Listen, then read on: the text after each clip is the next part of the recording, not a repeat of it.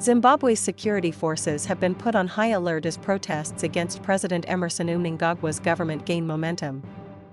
The protests are being led by war veteran Blessed Geza, who has become the main voice calling for the president to step down. Geza has not held back in his criticism, saying, Mnangagwa's failure to uphold the constitution and respect the will of the people is a betrayal.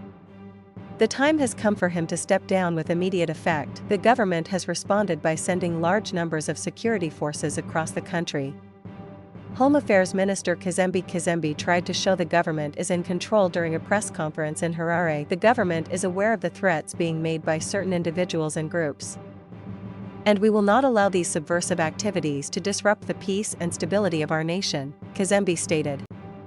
The Zimbabwe Republic Police has been adequately deployed to ensure that people can go about their daily activities without fear. Kazembe also issued a warning to protesters. Anyone who attempts to incite violence or disrupt public order will face the full wrath of the law.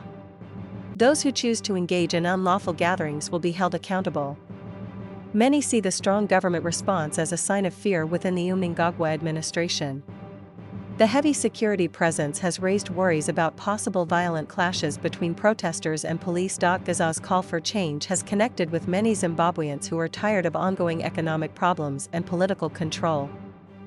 He believes the protests are about more than just better government, they're about taking back the country's freedom from a government that doesn't follow its own laws. Mnangagwa has shown time and time again that he is not interested in the people's welfare, Geza asserted.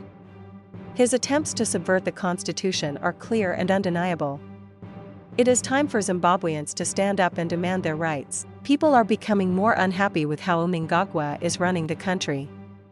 His government faces growing international criticism for its handling of the economy and human rights issues. The upcoming protests are being organized through social media and other channels, which has made government officials even more worried. While the government says it's ready to handle the situation, many Zimbabweans don't believe them. The country has a history of violent crackdowns on political opponents and protesters, making many people afraid of what might happen. The government's rhetoric is escalating, and it's only a matter of time before these protests turn violent, said a political analyst who wanted to remain unnamed. The people are desperate for change, but the government's tactics of intimidation and fear may only push them further into the streets. Despite the warnings, Geza remains determined. This is not about a few individuals or groups. This is about the future of Zimbabwe.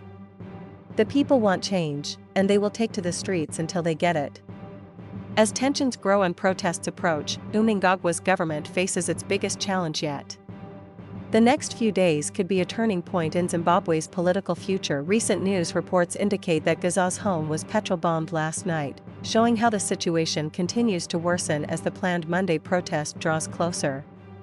Police have already started cracking down in Harare, and various public figures are taking sides in what has become a deeply divisive national crisis.